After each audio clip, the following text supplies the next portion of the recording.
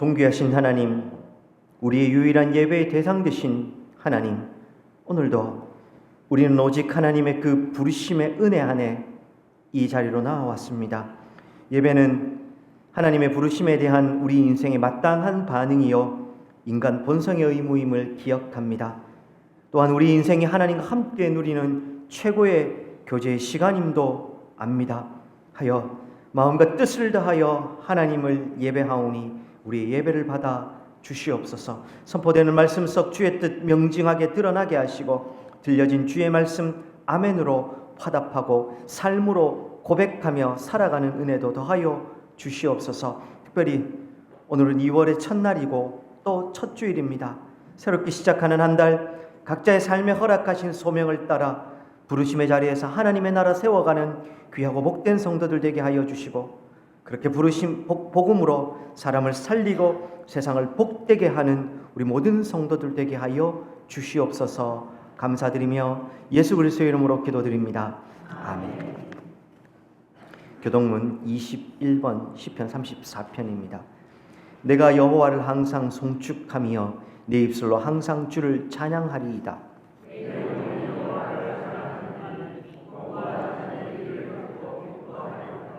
나와 함께 여호와를 광대하다 하며 함께 그의 이름을 높이세.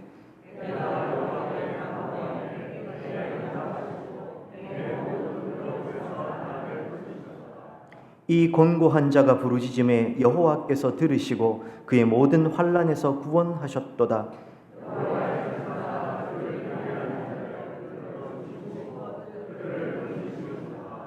너희는 여호와의 선하심을 맛보아 알지어다. 그에게 피하는 자는 복이 있도다.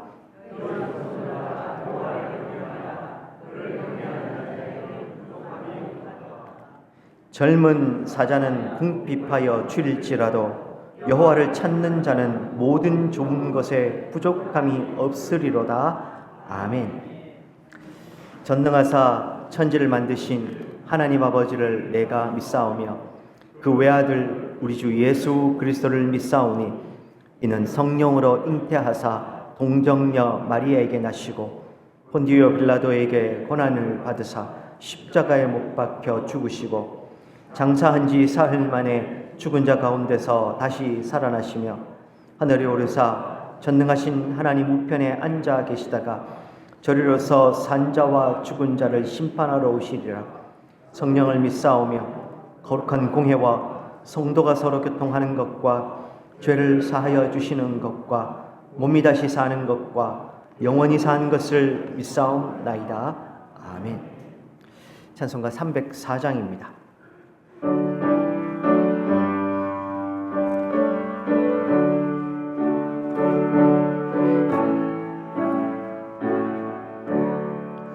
그 크신 하나님의 사랑 말로 다 형용 못하네.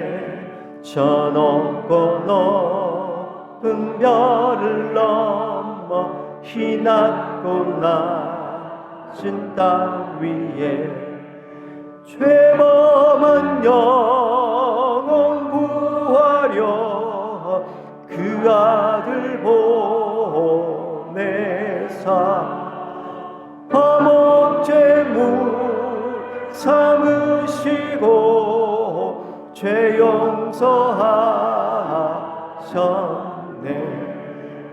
하나님 크신 사랑을 증량다 못하네. 영원히 변치 않는 사랑 성도여 찬양하세. 괴로운 시절 지나가고 땅 위에 연화쇠할 때 주 믿지 않던 영혼들은 큰 소리 외쳐 울어도 주 믿는 성도들에게 큰 사랑 베푸사 우리의 죄 사했으니 그 은혜 잊을까. 하나님 크신 사랑은 증량다 못하네. 영원히 변치 않는 사랑 성도여 찬양하세. 하늘을 두루마리 삼고 바다를 머물 삼아도 한없는 하나님의 사랑 다 기록할 수 없는 아멘. 하나님의 크신 사랑 그 어찌 닿았을까. 저 하늘 높이 쌓아도 채우지 못하리. 하나님 크신 사랑은 증량다 못하네. 영원히 변치 않는 사랑 성도여 찬양하세. 아멘. 이 시간에 우리를 대표해서 정재일 장로님 기도해 주시겠습니다. 할렐루야. 여호와께 감사하라. 그는 선하시며 그 인자하심이 영원하미로다. 누가 능히 여호와의 권능을 말하며 주께서 받으시 찬양을 다 선포하랴. 정의를 지키는 자들과 항상 공의를 행하는 자는 복이 있도다. 아멘. 사랑과 은혜가 풍성하신 하나님 아버지, 2026년이 시작되고 1월의 차가운 한겨울 속에서도 세상 만물의 생명을 보존하시고 다스리시고 또한 하나님 자녀들의 삶을 눈동자처럼 지켜주셔서 감사드립니다. 이 시간 2월의 첫 주일을 맞이하여 사랑하는 하나님의 백성들이 한자리에 모여 하나님 앞에 감사와 찬양의 예배를 올려드리오니 하나님 기쁘게 받아주시고 저희들에게는 무한한 은혜의 시간이 되게 하여 주옵소서. 지난 한 달의 삶을 뒤돌아볼 때 주님의 은혜 없이는 단 하루의 삶도 살아갈 수가 없었음을 고백합니다. 지나고 나서 생각해 보면 사소한 것에도 불구하고 마음이 갈팡질팡하며 흔들렸었고 때로는 말씀으로 무장하고 담대하게 세상으로 나아가고자 굳은 다짐을 했지만 어느덧 나의 모습은 세상의 유혹과 두려움에 휩싸여 타협하는 비겁하고도 초라한 자신의 모습을 바라보게 됩니다. 이런 연약한 저희들의 몸과 마음의 모든 허물과 죄를 용서하여 주시고 십자가의 보혈로 깨끗하게 씻겨 주옵소서. 이런 나약함에도 불구하고 한 주간의 삶을 뒤로하고 주님의 임재를 갈망하며 다시금 은혜의 자리로 나아왔사오니 이 시간을 통해 저희들의 마음의 문을 활짝 열고 하나님의 영광만 가득하게 하여 주옵소서. 일상 속에서 반복되는 죄로 말미암아 묻어져 버린 저희들의 영혼을 정결케 하여 주시고 형식적인 신앙생활을 벗어나서 참된 회개의 시간이 되게 하여 주옵소서. 매일 반복되는 일상 속에서도 주님의 뜻이 무엇인지 발견하고 분별하여 그 뜻을 행할 수 있는 행함이 있는 믿음도 허락하여 주옵소서. 하나님 아버지, 이 세상은 눈에 보이는 결과로 사람을 판단하지만 하나님께서는 우리 존재 자체만으로도 귀히 여겨주시는 신실한 사랑의 하나님이십니다. 이런 사랑의 하나님과 동행하는 것이 참다운 행복을 누리는 삶이라는 것을 잊지 않고 늘 기억하게 하여 주옵소서. 하나님, 이번 주부터 진행되는 다음 세대들을 위한 수련회를 위해 기도드립니다. 유초등부에서 청년부에 이르기까지 이 수련회를 통해 말씀과 성령의 조명 아래 우리가 믿는 믿음이 무엇인지 바르게 알아갈 수 있도록 밝혀 보여주시고 참여한 모든 이들이 마치 하늘나라의 감추인 보화를 발견하는 사람들처럼 진리를 추구하는 은혜의 시간들로 가득 차게 하여 주옵소서. 준비하시는 교육자들과 교사들에게 성령의 지혜와 능력을 더하여 주시고 참여하는 모든 이들의 영혼이 거듭남으로 삶의 목적을 새롭게 발견하는 영적 도약의 시간이 되게 하여 주옵소서. 그리하여 그리스도의 장성한 분량까지 자라가는 영적 성숙의 아름다운 은혜의 시간들로 채워 주옵소서. 특별히 하나님의 백성 중에 슬픔을 당한 가정에 주님이 손길로 어루만져 주옵소서. 사람의 어떤 언어로 그 슬픔과 그리움을 위로할 수 없지만 하나님의 자비의 손길로 다시 만날 날을 기대하는 부활의 소망을 갖고 그 마음이 회복되어 기쁨과 감사가 넘치는 회복의 역사도 일어나게 하여 주옵소서. 오늘도 선포된 생명의 말씀을 전하시는 목사님을 세우셨으니 성령의 권능으로 붙들어 주시고 담대하게 올바른 말씀을 전함으로 이 시대에 참다운 교회로 세워져가는 우리 군위 장로교회가 되게 하여 주옵소서. 하나님의 역사하심으로 교회의 모든 지체들이 착한 사람이요 성령과 믿음이 충만한 사람으로 일컬음을 받음으로 혼탁한 지금의 시대 속에서도 참된 그리스도의 몸을 삶으로 보여주는 소금과 빛의 역할을 신실하게 감당하게 하여 주시고 군위 지역에서 복음을 전하는 베이스 캠프의 역할을 충실하게 감당함으로 하나된 교회의 모습이 드러날 수 있도록 성령 하나님 인도하여 주옵소서. 이 모든 것을 감사드리며 지금도 살아계셔서 역사하시는 우리 주 예수 그리스도의 이름으로 기도드립니다. 아멘.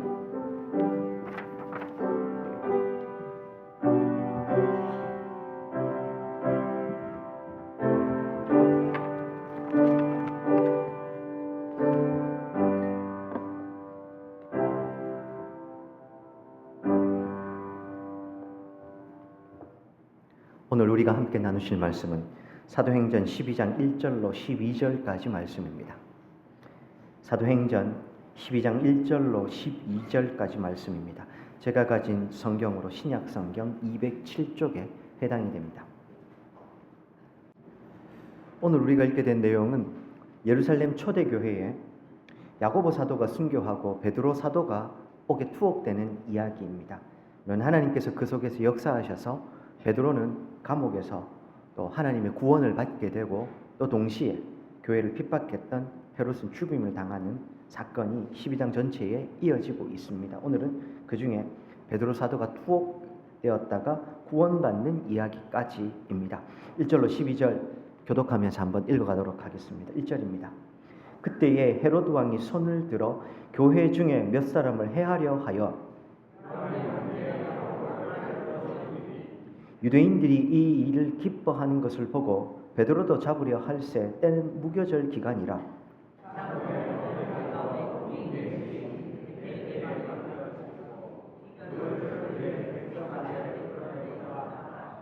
이에 베드로는 옥에 갇혔고 교회는 그를 위하여 간절히 하나님께 기도하더라.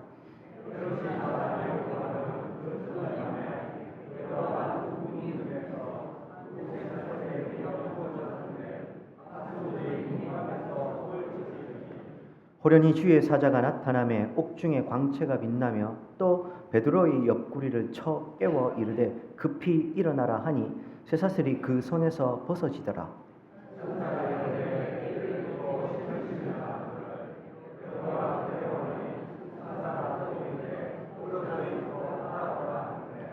베드로가 나와서 따라갈새 천사가 하는 것이 생시인 줄 알지 못하고 환상을 보는가 하니라.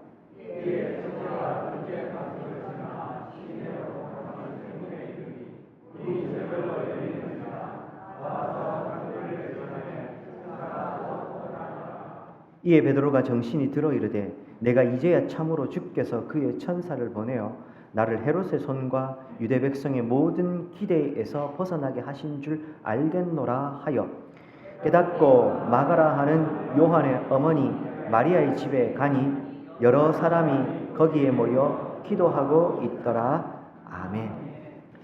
이제 찬송 50장 1절 하시면서 하나님께 드릴 우리 헌금 봉헌하도록 하겠습니다.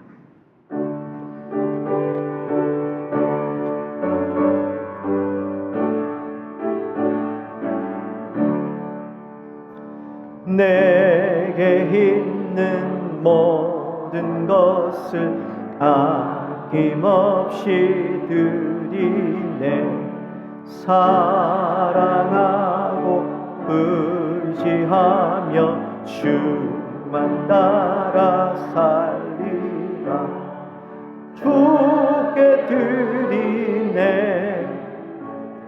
주께 드리네. 사랑하는 구주 앞에 모두 드리네. 아멘.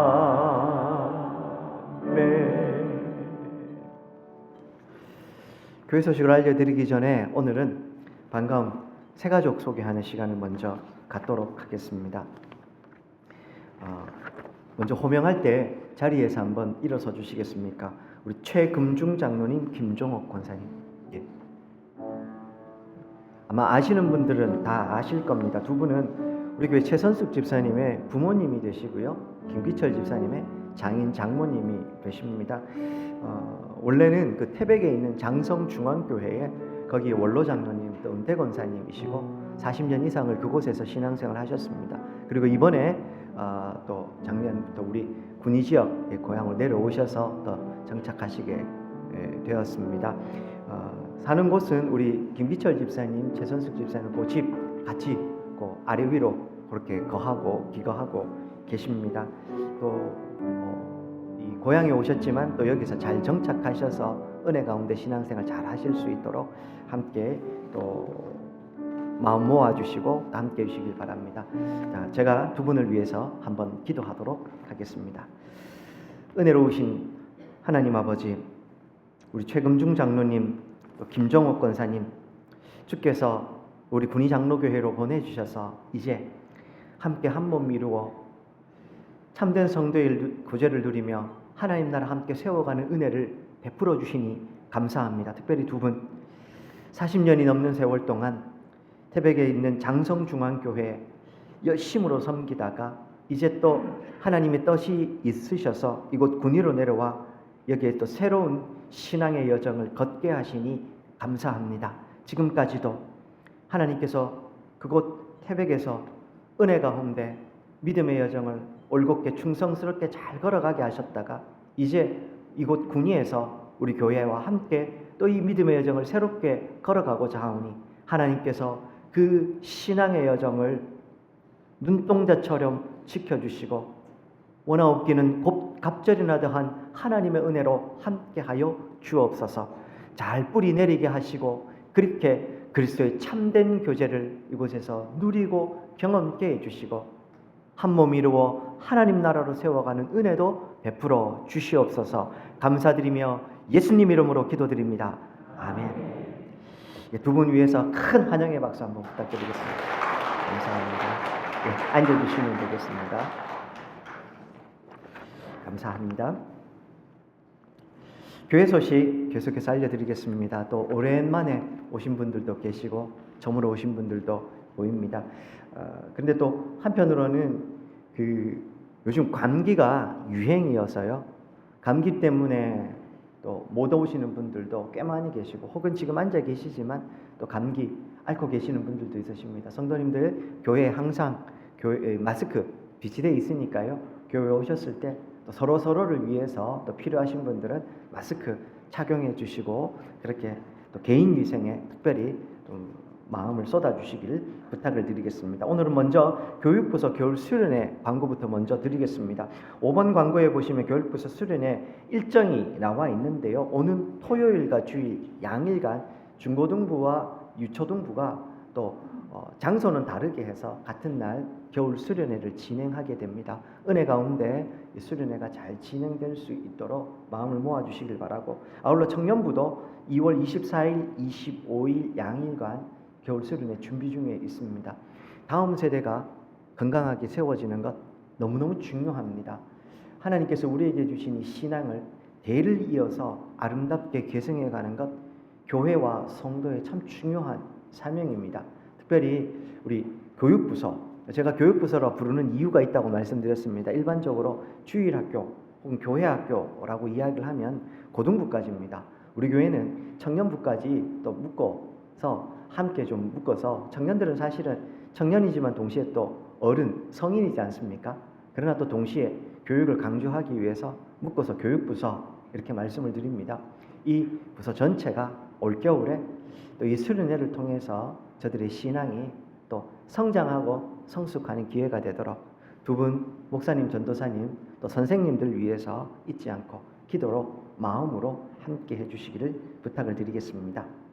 교회표 계속 확인해 주시고 말 그대로 복음의 생명과 능력으로 사람을 살리고 세상을 복되게 하는 올 한 해 우리 군위 장로교회 되기를 소망을 합니다. 오늘은 오전 예배 마친 후에 이 자리에서 정기 재직회가 있습니다. 우리 재직원들 남아주시길 부탁드립니다. 그리고 예고 광고입니다. 주일 구역 모임을 진행을 하려고 합니다. 다음 주일입니다. 다음 주일에는 오전 예배 마친 이후에 이 자리에서 구역별로 자리를 좀 나누어 가지고 우리 구역별 모임을 잠시 진행하려고 합니다.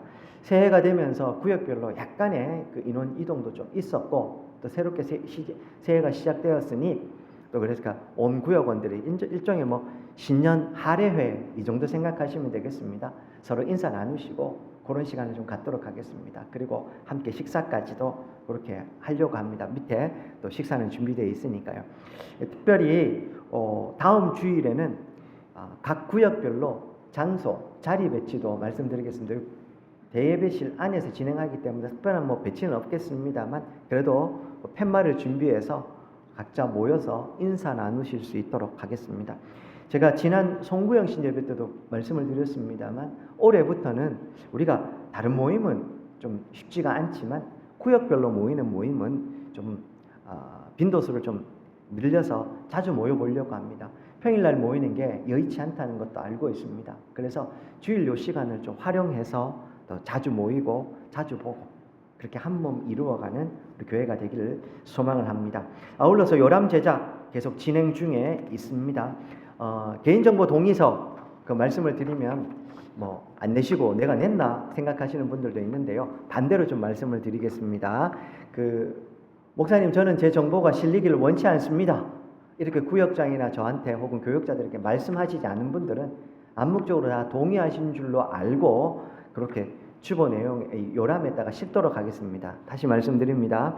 동의서 작성 안 하셔도 목사님, 저는 안 실렸으면 좋겠습니다. 거절의 의사를 명백하게 말씀해 주시지 않으면 동의하신 줄로 알고 요람에다가 이 정보하고 사진 또 게재하도록 하겠습니다. 아울러 뒤쪽에 나가시다가 보면 필경대에 요람 수정에 필요한 내용들이 있습니다. 전화번호 그리고 가족관계 등 주소 등 바뀐 내용이 있으면 적어서 제출해 주시면 요람 제작하는데 참고하도록 하겠습니다.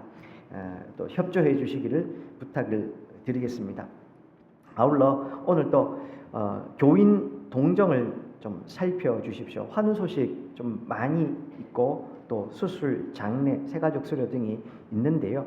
먼저 새가족 수료부터 좀 말씀을 드리면 우리 홍성진 집사님, 유호경 권사님 새가족 수료하시게 되었습니다. 이제 수료하시고 7구역으로 편입되어서 구역 활동을 하시게 됩니다. 올해부터는 교회에서 우리가 이제 새가족 수료하게 되면 수료하신 분들 1년에 한 차례 이렇게 모여서 또 수료 축하합니다 하는 시간을 가졌었는데 올해부터는 수료하시게 되면 그때그때 수료하실 때마다 소개해드리고 하려고 합니다. 또 특별히 이 2026년도 첫 번째로 우리 홍성진 집사님, 유효경 권사님 수료하시게 되었습니다. 또 구역에 편성되어서 잘 정착하시고 잘 뿌리 내리실 수 있도록 함께 교제 나눠주시면 감사하겠습니다. 아울러 장례 소식이 있었습니다. 지난 1월 26일에 우리 김춘자 어르신 부근상이 있었습니다. 남편께서 돌아가셨습니다. 그래서 은혜 가운데 장례 잘 마쳤습니다. 뿐만 아니라 우리 김명호 집사님 또 모친 사항이 지난 1월 27일에 있었습니다. 김봉욱 성도님의 시부가 되시기도 합니다. 은혜 가운데 또 지난 목요일까지 장례 절차 잘 마치고 오늘 또 두 분 함께 출석하셨습니다. 위로해 주시고 또 우리가 이런 장례를 당할 때마다 하나님 나라 천국에 대한 소망을 더 굳건하게 붙잡게 되는 시간이 되기를 소망합니다. 수술 보시면 우리 김진영 집사님께서요, 지난 월요일에 담석 때문에 담낭 제거 수술을 받았습니다. 이 염증이 좀 심하셔서 수술 받으셨는데, 근데 또 지난 목요일에 다시 12지장에 출혈이 있어서 요거 일단은 잘 봉합하고 출혈을 멈추게 해서 주중에 좀 많이 힘든 시간도 있었는데 또 지금은 괜찮아지셔서 또 회복 중에 있다고 합니다. 위에서도 기도해 주시길 부탁을 드리고, 아울러 교인 동정의 환우 소식에 보면 많은 우리 요양병원에 계시는 분들도 계십니다. 또 그리고 여기 올라와 있지는 않습니다만 우리 이임성 권사님 또 그리고 배월선 집사님도 치료 잘 받고 계십니다. 우리 어르신들 특별히 또 병상에 있는 환우들을 위해서 마음을 잘 모아주시고 기도해 주시면 감사하겠습니다. 사람이 몸이 약해지면 마음도 약해지지 않습니까? 그런데 그럴수록 우리 하나님 나라에 대한 소망 더 붙잡고 은혜 가운데 굳건하실 수 있도록 기도로 늘 함께해 주시길 부탁을 드리겠습니다. 제가 한번 기도하겠습니다. 은혜로우신 하나님, 지난 한 주간도 크고 작은 대소사들이 참 많았던 한 주간, 그럼에도 우리는 변함없는 하나님의 은혜 가운데 지난 한 주간을 살아올 수 있었습니다. 참 감사합니다. 특별히 주님, 우리 홍성진 집사님, 유효경 권사님, 우리 군의 장로교회 보내주시고 또 소정의 새가족의 절차들 잘 마무리하고 이제 구역으로 되게 하시니 감사합니다. 지금까지도 은혜로 인도하여 주셨던 하나님, 이후에도 변함없이 우리 군의 장로교회와 한 몸 이루어서 신앙의 여정 잘 걸어가실 수 있도록 두 분을 붙잡아 주시옵소서. 장례를 당한 가정들도 있었습니다. 주님, 이 장례를 통하여서 우리가 다시 한 번 더 하나님 나라에 대한 소망 굳건히 붙잡을 수 있도록 도와주옵소서. 이 땅의 삶이 전부가 아니요, 이 땅 너머의 영원한 삶, 하나님 예비하신 참된 성도의 삶이 있음도 기억해 주시고, 그렇게 그 천국에 대한 소망 더 굳건히 붙잡는 우리 모든 유족들 되게 하시고 또한 우리 모든 성도들 되게 하여 주옵소서. 병상 가운데 있는 환우들도 있습니다. 하나님께서 또한 기억하여 주셔서 그 병상에서 하나님의 이름 부르게 하시고 하나님 찾아가셔서 하늘의 위로와 평강으로 함께해 주시옵소서. 의사와 간호사 선생님들의 손을 통해서 역사하여 주셔서 주님, 우리 환우들이 그곳에서도 잘 치료받고 회복되는 은혜도 베풀어 주시옵소서. 주님, 무엇보다 우리 고령의 어르신들, 요양병원에 계신 어르신들 하나님께서 특별히 기억하여 주셔서 주님, 육신이 연약해질수록 그래서 하나님 나라에 대한 소망 더 굳건히 붙잡게 하시고 육신이 쇠약할수록 천국 소망이 더 굳건해져서 더 은혜 안에 머물 수 있도록 도와주시옵소서. 사랑하는 성도들, 오늘도 주의 전 나오며 하나님 앞에 귀한 물질을 올려드립니다. 삶 전부를 하나님 앞에 봉헌하여 드리오매 특별히 물질을 통하여서 이 마음을 고백하오니 주여 기뻐 받아 주시옵소서. 11조와 감사헌금, 주일헌금, 성교헌금, 목적에 따라 드려진 이 모든 물질들이 주의 나라와 의를 위하여서 올바르게 또 정직하고 투명하게 집행하여 사용되게 해주시고, 교회가 그렇게 사용할 때 사용되는 곳곳마다 하나님의 나라 더 힘있게 흥황하는 은혜도 더하여 주옵소서. 아울러 사랑하는 성도의 삶들 하나님께서 눈동자처럼 지켜 주시옵소서. 오늘도 하나님께서 우리에게 주신 말씀 듣겠사오니 주여 우리에게 말씀하여 주시옵소서. 예수님 이름으로 기도드립니다. 아멘.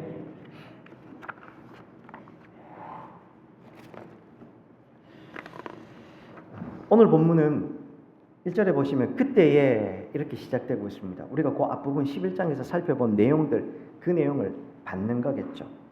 헤롯 왕이 그때에 교회를 핍박했고 야고보 사도가 죽었고 베드로 사도가 감옥에 갇혔다.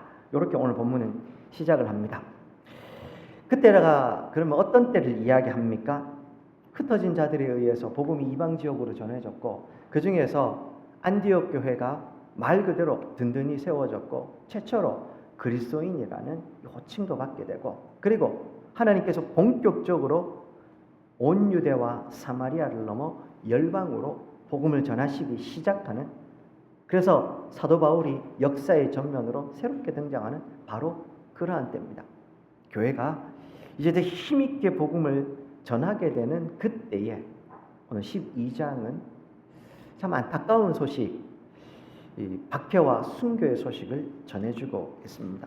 1절로 3절, 야고보 사도가 헤롯에 의해서 순교당하고 심지어 베드로 사도 또한 감옥에 붙잡혀서, 원래는 죽어야 되는데 지금이 무교절 기간이기 때문에 이 사형을 잠시 연기한 감옥에 갇혀 있는 상황이었다고 1절로 3절까지 알려주게 됩니다. 오늘 본문을 좀 보다 우리가 잘 이해하기 위해서는요, 등장하는 인물들에 대해서 우리가 좀 먼저 알아볼 필요가 있습니다. 그러니까 복잡하기 때문에 복잡한 것보다는 그냥 요 인물들이 어떤 인물들이다, 요 정도 확인하면 좋겠는데, 먼저 첫 번째 1절에 등장하는 헤롯 왕, 누구를 이야기하는 걸까요? 성경에, 특별히 신약 성경에 헤롯이 6명이 등장합니다. 많죠? 예수님 당시에 그때 등장한 헤롯 대왕 혹은 대헤롯, 헤롯의 가문을 이룬 그 사람을 이야기를 하는 겁니다. 오늘 본문에 등장하는 헤롯 왕은 그 헤롯과 다릅니다. 정확하게는 헤롯의 손자 헤롯 아그리빠 1세가 됩니다. 읽은 거 생각하면 좀 복잡하긴 한데요. 사진 한 장 띄워주시겠습니까? 복잡한 헤롯의 가계도를 좀 띄워드리려고 하는데요. 사실 이 가계도를 다 모르셔도 됩니다. 근데 한 3명 정도는 기억을 해두셔야 됩니다. 요 제일 위에 보시면 헤롯의 아버지고요, 헤롯 대왕 표시된 거 보이시죠? 예수님 당시에 영아 세례를 했던 그 헤롯 가문을 이룬 그 헤롯입니다. 대헤롯, 헤롯 대왕, 이렇게 부르는 인물입니다. 이 사람은 원래는요, 이 에돔 사람입니다. 이둠의 사람, 이렇게 등장을 하죠. 그런데 하스모니안 왕조의 이 공주와 결혼을 하면서 본격적으로 이 유대 지역을 다스리는 왕이 되는 겁니다. 일종의 그 지역의 왕이 됩니다. 그리고 그가 가문을 이루었다가 그가 죽은 이후에 3 아들들에게 이 유대 지역 전체가 3등분 돼가지고 분봉왕 개념으로 나라의 통치가 맡겨지게 됩니다. 분봉왕은 말 그대로 한 나라의 그 지역을 다스리는 왕이다, 이런 말입니다. 그렇게 3 아들이 이렇게 이 지역을 관리하게 되는 겁니다. 요 중에서요, 요 헤롯 아티파스 혹은 안티파스라고 부르는 요 사람, 뭔가 많이 있죠. 세례 요한을 죽인 헤롯입니다. 그리고 3번째 요 헤롯의 손자가 되겠죠. 요 헤롯 아그리빠 1세가 오늘 본문에 등장하는 헤롯입니다. 근데 요 헤롯은 좀 기억해 두시는 게 필요한데, 왜냐? 헤롯 대왕이 죽고 나서 그가 다스리는 큰 영토를 그의 아들 3명이 나눠 가졌지 않습니까? 그런데 그 이후에 치열한 이 소위 그 가족들 간의 이 권력 투쟁이 벌어집니다. 그리고 그 권력 투쟁 후에 손자였던 오늘 본문에 등장하는 이 헤롯 아그리빠 1세가 모든 지역을 다 함께 차지하게 됩니다. 심지어 이 헤롯 아그리빠 1세는 할아버지였던 헤롯 대왕이 차지했던 영토보다 더 큰 영토를 차지하게 됩니다. 근데 이 정도 차지하려면 그가 얼마나 끔찍한 투쟁 가운데 살아남았고, 동시에 그가 권력력이 얼마나 대단했는지도 나오겠죠. 그리고 자신이 차지한 이 권력을 유지하기 위해서 얼마나 노력하는지도 우리가 짐작해 볼 수 있습니다. 오늘 본문에 등장하는 상황이 바로 그런 겁니다. 유대인들의 환심을 얻고 로마 당국으로부터 인정을 받기 위해서 그는 이 강력한 철권 통치와 동시에 사람들을 이렇게 잘 구슬리는 정책을 동시에 수행하는데, 유대 종교 지도자들과는 협력하고 그들의 환심을 사게 됩니다. 그러나 동시에 자기의 권력에 반대하는 사람은 가차없이 죽여버리는 겁니다. 오늘 본문에 교회를 핍박하는 것도 마찬가지입니다. 이 유대 종교 지도자 그룹이었던 유대인들의 환심을 얻기 위해서는 당연하게도요, 이 유대인들이 보기에 눈에 가시가 누구였습니까? 교회죠. 예수님은 유대 교회 입장에서는 이단자였습니다. 그러니 그 예수 그리스도를 따르는 이 교회는 눈에 가시 같았을 겁니다. 그래서 그 이 유대인들의 환심을 사기 위해서 교회를 극심하게 박해를 하는 겁니다.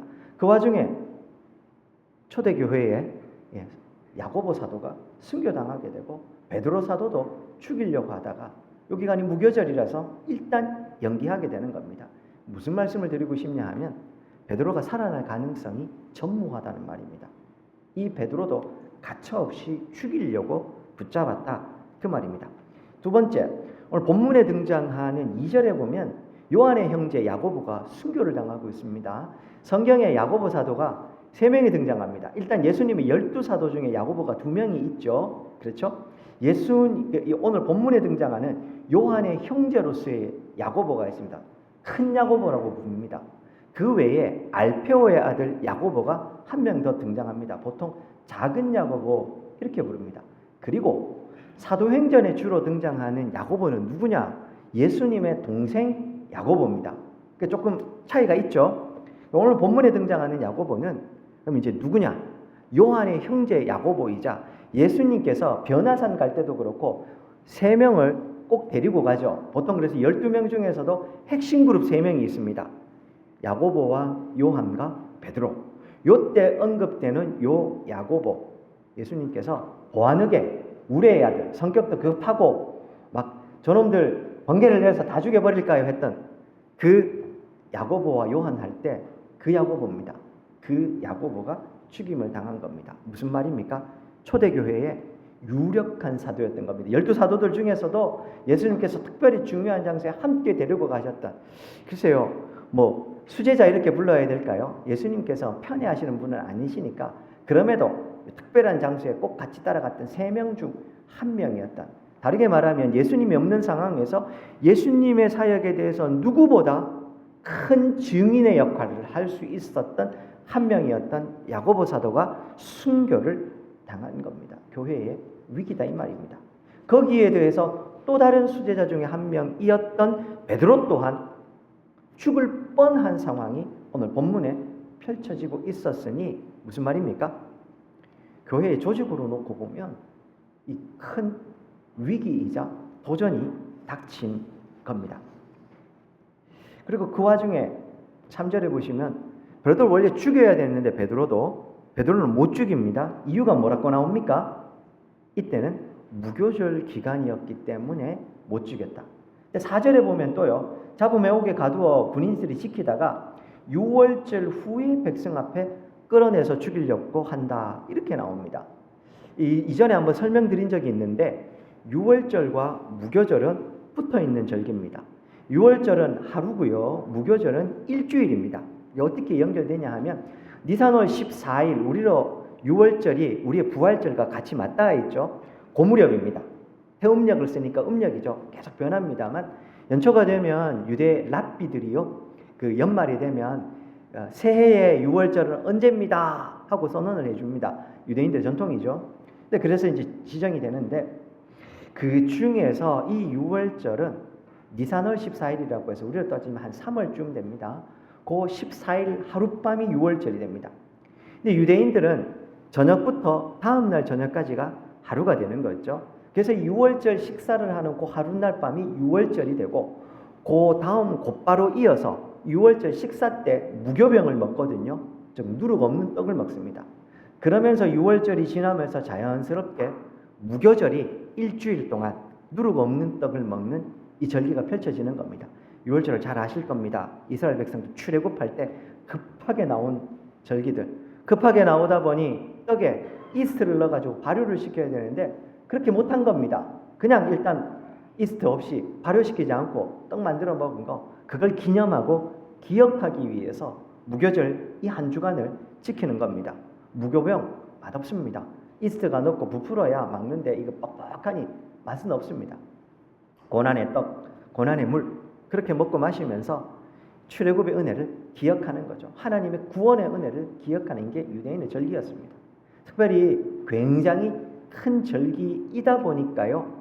이 무교절 시작과 마지막에는 성회로 모이게 되고 그러다 보니 이 기간 중에는 이 재판도 그렇고 혹은 오늘 본문에 등장하는 것처럼 이런 사형이나 이런 일을 하지 않는 겁니다.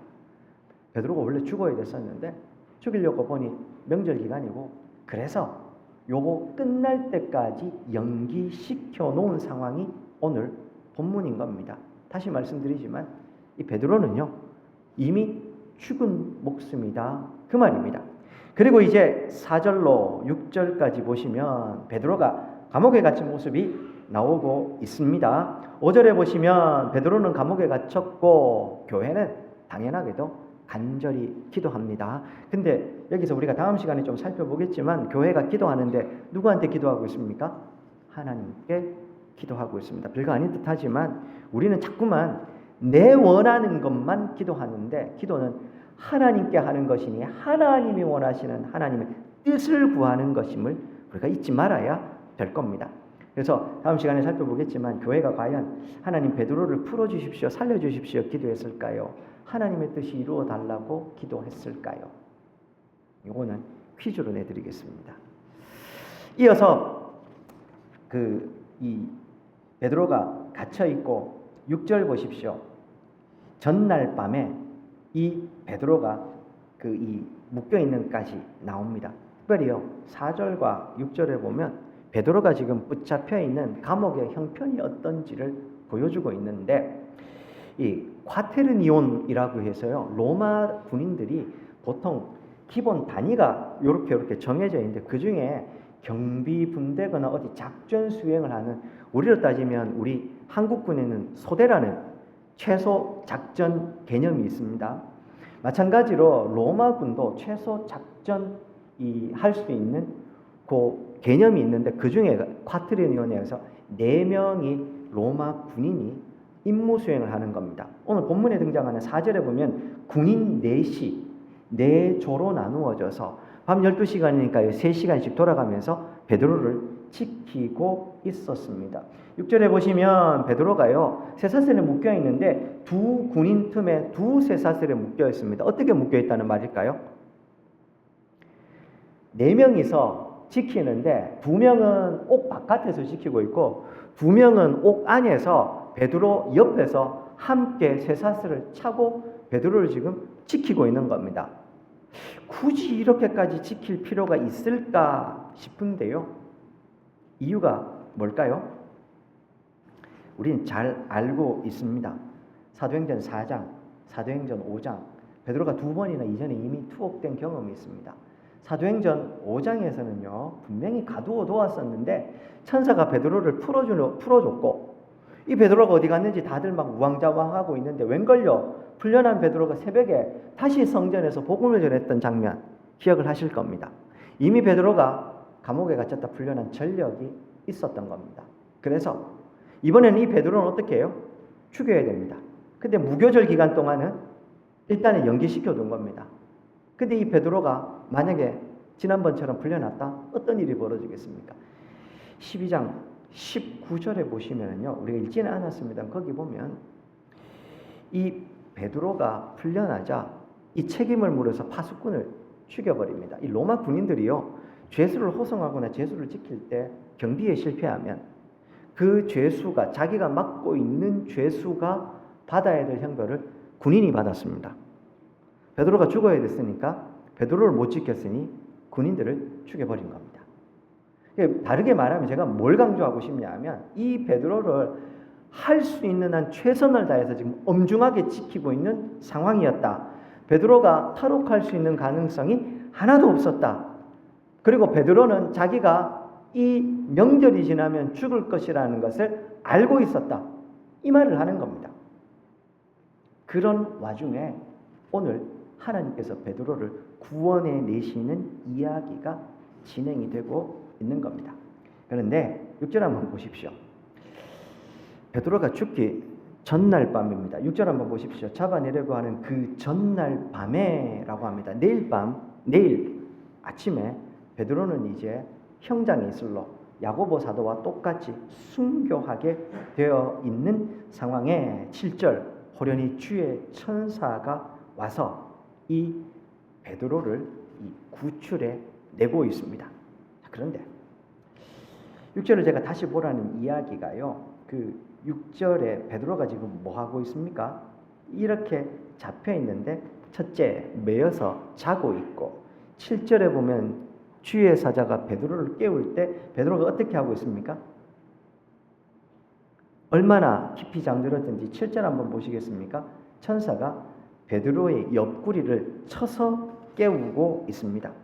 이 치다라는 말이요, 이 파타소라고 하는 헬라어를 쓰는데 이게 그냥 흔들어 깨우는 게 아니고 이 파타소라는 동사가요, 때리다, 때려 눕히다 이런 의미입니다. 상당히 강한 충격을 가하고 있는 동작을 표현하는 동사입니다. 베드로가 한잠을 잤다는 말입니다. 내일 죽는데 참 베드로답습니다. 자기가 죽을 걸 알고 있어요. 군인들이 이렇게 사명하게 지켜요. 그런데 베드로는 지금 그냥 이게 태평스럽게 자고 있었다 그 말을 하는 겁니다. 그런 상황 속에 오늘 본문의 상황이 벌어지고 있는 겁니다. 베드로를 구원해내시는 하나님의 이야기를 가기 전에 우리 한 가지 먼저 나눠야 될 내용이 있습니다. 예전에 한번 나누었기 때문에 굳이 강조하지는 않겠습니다만, 사랑하는 여러분, 오늘 12장 2절 보십시오. 야고보의 형제 요한을 칼로 죽이니라고 이야기를 하죠. 누구라고 했습니까? 초대교회 12사도 중에서도 특별히 예수님께서 필요한 순간 구분해서 3명 부를 때 속했던 사도 중에 한 명이었습니다. 그가 순교하는데 그냥 죽었다 한 줄로 끝내고 있습니다. 한 걸음 더 나아가서 오늘 베드로 내일 죽는데 오늘 그 뒤쪽에 보면 천사가 자 띠를 띠고 신신하라 겉옷 입어라 나 따라와라 이 얘기. 베드로 띠도 풀어놓고 신발도 벗고 천사가 흔들어 깨우는 게 아니고 빛난 광채 가운데 왔는데도 불구하고요 한잠을 잔 겁니다. 베드로의 마음의 상태가 뭐였을까요? 저는 여기서요 초대교회의 순교에 대해서 그들이 어떤 자세를 가지고 있는가를 다시 보게 됩니다.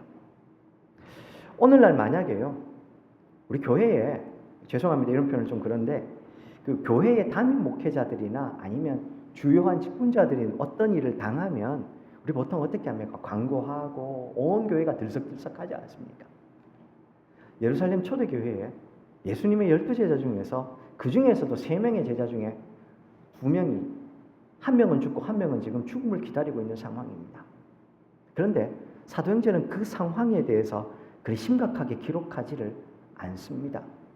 이건 어떤 걸 보여주냐 하면 예수 그리스도를 따라가다가 예수님처럼 그렇게 박해받고 심지어 순교당하는 것, 죽는 게 뭐 그렇게 대단한 일이냐?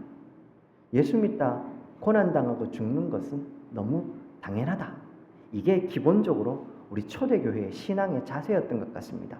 그러니 여기에 대해서 별로 심각하게 기록을 하고 있지 않는 겁니다. 베드로 또한 내일 죽을지 자기도 알고 있었을 것 아닙니까? 그럼에도 불구하고 자고 있는 겁니다. 예수를 위해서 당연히 죽을 일사각오가 있었으니 베드로는 이렇게 죽음 앞에 초연한 겁니다. 사랑하는 여러분, 다시 말씀드립니다. 성도가 걸어가는 신앙의 여정은 자기를 부인하고 자기 십자가 가지고 예수님 걸어가신 그 십자가의 길 축으로 가는 길입니다. 좁은 문으로 들어가라고 하면 좁은 문 들어가면 좁은 길이 나옵니다. 그 길은 좁고 협착해서 찾는 사람이 적다고 성경은 이야기하고 있습니다. 우리는 그 길을 걸어가고 있는 겁니다. 물론 거기에 뒤쪽에 우리가 살펴보겠지만 베드로를 극적으로 구원하시는 하나님의 구원하심이 있습니다. 그러나 그럼에도 불구하고 고난 없는 영광만, 형통만 기대하고 계셨다면 오늘 우리가 이 본문을 보면서 하나님과 함께 이 걸어가는 신앙의 여정을 어떠해야 될지 한번 우리가 곰곰이 생각해 보아야 될 것 같습니다. 이어지는 7절로 12절까지 보시면 하나님께서 이런 불가능한 상황 가운데 베드로를 구원해내시는 이야기가 나오고 있습니다. 앞서 말씀드린 대로 천사가 베드로의 옆구리를 쳐서 깨우고 있습니다. 그리고 베드로가 깨자 사슬이 풀어지고 첫째, 둘째 관문을 통과해서 거리까지 베드로는 한순간에 나가고 있습니다. 심지어 자기가 거리에 선 그 순간까지 베드로는 이 상황이 꿈이라고 생각한 겁니다. 비몽사몽간에 이게 현실인지를 못하고 긴급하게 빠져나온 상황이 펼쳐지고 있는 겁니다. 얼마나 이 긴급하게 진행된지 다르게 이야기하면 이 모든 일들이 마치 잘 짜여진 각본에 의해서 이루어지는 것처럼 일사천리로 한순간에 해결되고 있다는 사실입니다. 두 가지 정도를 생각해 볼 수 있죠. 우리가 예수 그리스도를 따라가다 보면 막막한 순간이 왜 없겠습니까? 우리의 생각에 저 태산을 넘어가려고 하면 끝이 없어요. 저거 어떻게 넘어갈까? 과정들을 생각하면 더 기가 막힙니다. 아니 저기를 넘어가고 또 저 위를 넘어가고 저렇게 해야 되는데 베드로의 입장을 생각해 볼까요? 양쪽에 쇠사슬을 지금 이 군병들이 묶고 있습니다. 철문도 있습니다. 첫 번째 문, 두 번째 문 있습니다. 이 군병들이 지금 이 눈에 불을 켜고 지키고 있는 상황 아닙니까? 이거 탈옥하는 거 끝이 없습니다. 하루가 지났습니다. 이틀이 지납니다. 일주일을 기다렸을 겁니다. 그런데요, 마지막 날밤 하나님께서 그를 탈옥시키시는데 한순간에 자기가 이게 현실인지도 인지도 못할 만큼 한순간에 하나님이 해결하시는 겁니다. 지극히 높으신 하나님의 능력이 임하면 사랑하는 성도, 당신의 백성이 고통 가운데 그래도 어떻게든 주님의 말씀대로 살아보려고 몸부림치는데 하나님께서 해결하시면, 그 거룩하신 하나님의 전능의 손길이 임하면 한순간에 우리가 기대하는 거, 상상하는 것보다는 이 차원이 다른 방식으로 하나님이 이렇게 한순간에 해결하실 수 있음을 기억하셨으면 합니다. 바라고 소망하기는, 혹시 오늘 이 주일날 가슴속에 돌덩어리 하나 안고서 오신 분들이 계신다면 이런 하나님의 도우심의 은혜가 한순간에 있기를 소망합니다. 두 번째, 그럼에도 불구하고 내일 죽을 줄 알지만 당연히 예수 믿다가 고난받고 죽는 건 뭐 대단한 일이라고 그렇게 이 태평성대학에 누워있는 베드로, 그럼에도 불구하고 사람 마음이 내가 내일 죽는다는데 이게 그 마음이 편하지 않을 것 아닙니까? 그럼에도 불구하고 이렇게 잘 수 있었던 베드로의 마음 상태 무엇이었을까요? 자막입니다. 시편 3장 5절로 8절 보면 이렇게 나옵니다. 내가 누워 자고 깨었으니 여호와께서 나를 붙드심이라. 천만인이 나를 애워서 진친다 하여도 나는 두려워하지 아니하리로다. 다윗의 시편입니다. 특별히 젊은 한 시절 정복왕으로 전쟁터에서 잔뼈가 굵었던 다윗이 전쟁터 한가운데서 불렀던 노래입니다. 조금 더 읽어보겠습니다. 여호와여 일어나소서, 나의 하나님이여 나를 구원하소서. 주께서 나의 모든 원수의 뺨을 치시며 악인의 일을 꺾으셨나이다. 구원은 여호와께 싸우니 주의 복을 주의 백성에게 베푸소서. 셀라. 하나 더 볼까요? 시편 4장 7절로 8절입니다. 주께서 내 마음에 두신 기쁨은 그들의 곡식과 새 포도주가 풍성할 때보다 더하니이다. 내가 평안히 눕고 자기도 하리니 나를 안전히 살게 하시는 이는 오직 여호와이시니이다. 내일 죽지만 오늘 이 밤에 평안하게 이렇게 잘 수 있었던 베드로의 마음에 바로 이런 시편 기자의 고백이 있었기 때문에 잘 수 있는 겁니다. 또한 이것이 성도의 삶입니다. 폭풍 한가운데 있어도 내 인생의 배에 예수님이 타고 계시기 때문에, 그 예수님께서 저 백고물에서 주무시기 때문에 눈앞에 펼쳐진 폭풍우의 마음을 빼앗기는 게 아니라, 그럼에도 불구하고 내 인생의 배에서 주무시고 계시는 예수 그리스도 때문에 오늘 나는 평안할 수 있는 것, 그게 성도의 삶입니다. 바라고 소망하기는 오늘 사랑하는 성도님들의 삶 가운데 베드로처럼 절대절명의 순간 가운데서도 주님이 함께 하심으로 인하여서 그 주의 얼굴로 인해서 평강을 누리는 은혜가 있기를 소망합니다. 말씀을 맺겠습니다. 첫째, 일사가구의 신앙을 우리가 가져야 될 겁니다. 예수 그리스도로 따라 걸어가는 이 신앙의 여정, 우리 믿음의 선배였던 초대교회 성도들은 예수 때문에 그 길 따라가다가 고난당하는 것 당연한 일로 여겼습니다. 심지어 죽는 것 당연히 그럴 수 있다. 왜? 우리 예수님 죽으셨으니 우리 또한 예수 따라가다 죽는 게 대단한 일 아니다. 그것이 우리 믿음의 선배들의 신앙의 마음이었습니다. 우리라고 다르지 않아서요, 이 땅에 신앙의 1세대, 2세대 우리 믿음의 선배들, 우리 이야기 잘 알고 있지 않습니까? 그분들 또한 예수 그리스도를 따라 그 길을 따라가다가 고난당하고 죽는 것 당연하게 생각했습니다. 그거 우리 일사각오의 신앙이라고 배웠습니다. 사랑하는 여러분, 이 땅에 성도는 성공하는 삶으로 부름받지 않았습니다. 성공을 위해서 기도하지 마십시오. 그러나 사명을 감당하는 삶으로 부름을 받았습니다. 사명 감당하는 삶을 위해서 기도해 주십시오. 교회를 위해서 기도하실 때도 하나님 우리 교회가 큰 교회 되게 해주십시오. 이름난 교회 되게 해주십시오. 그거 기도하지 마시고 하나님 주신 사명 진실하고 충성스럽게 잘 감당하는 하나님의 마음 시원케 하는 교회 되게 해주옵소서 기도해 주십시오. 뿐만 아니라 우리가 살아가는 세상은 자주 말씀드리죠. 욕망의 대상이 되면 안 됩니다. 사명의 대상으로 부름받은 소명의 삶을 살아야 됨을 기억했으면 합니다. 두 번째, 아무리 유력한 사람이라도 그들이 죽는다고 해서 교회는 망하지 않습니다. 야고보 사도 순교했습니다. 베드로 사도 죽음을 앞두고 있습니다. 그런다고 해서 예루살렘 초대교회가 망합니까? 아니요. 읽지 않았습니다만 23절, 24절 한번 보십시오. 어떤 일이 펼쳐집니까? 교회를 핍박했던 헤롯 왕은 하나님이 죽여버리십니다. 오히려 교회는 더 흥황하게 됩니다. 진리의 기둥 같아요. 예수 그리스도의 몸된 교회. 이 교회의 주인은 하나님이십니다. 교회에 아무리 유력한 지도자, 그가 심지어 야고보 사도고 베드로 사도라 할지라도 그가 죽는다고 해서 그가 감옥에 갇혔다고 해서 큰일 나지 않습니다. 교회의 주인은 하나님이시기 때문에 그들이 무슨 일이 생겼다고 해서 교회가 망하는 법은 없습니다.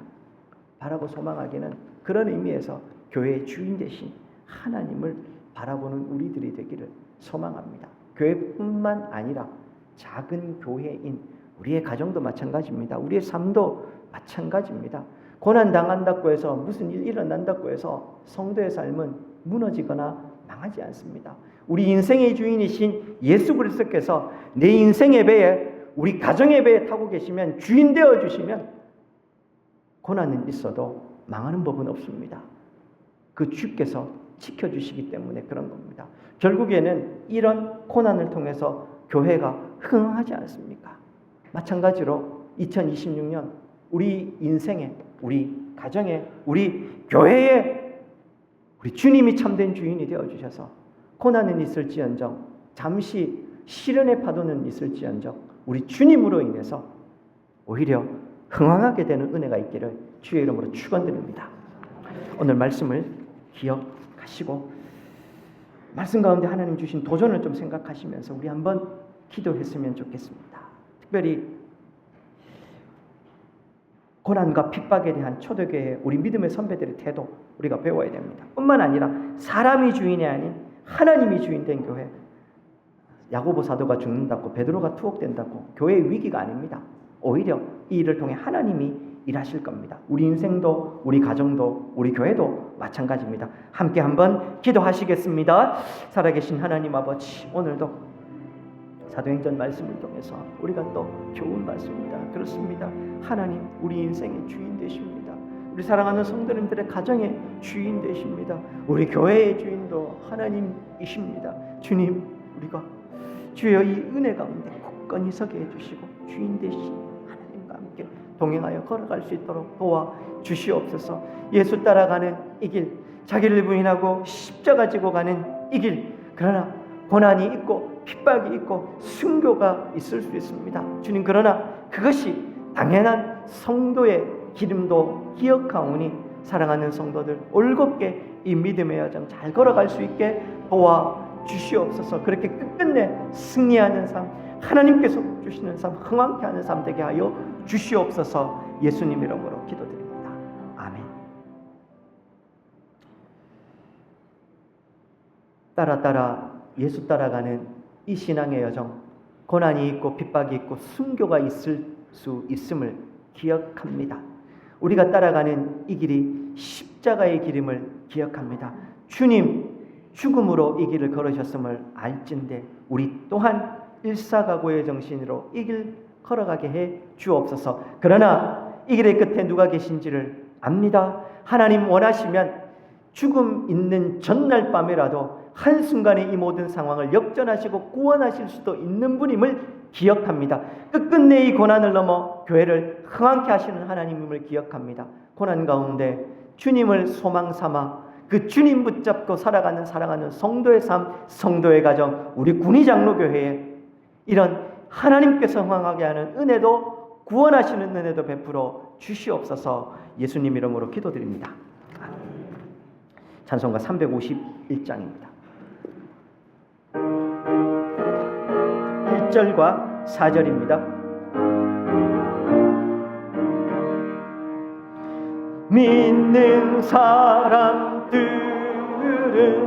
주의 군사니 앞서가신 주를 따라갑시다.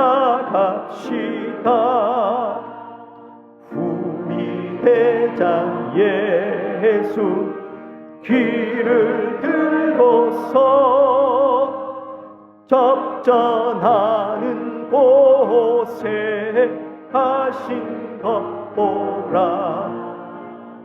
믿는 사람들은 주의 군사니 앞서가신 주를 따라. 4절입니다. 백성들아 와서 함께 모여서 우리 모두 함께 해가 부르세. 영원토록 영광 권세 찬송을 우리 임금 주께 돌려보내세. 믿는 사람들은 주의 군사니 앞서가신 주를 따라갑시다.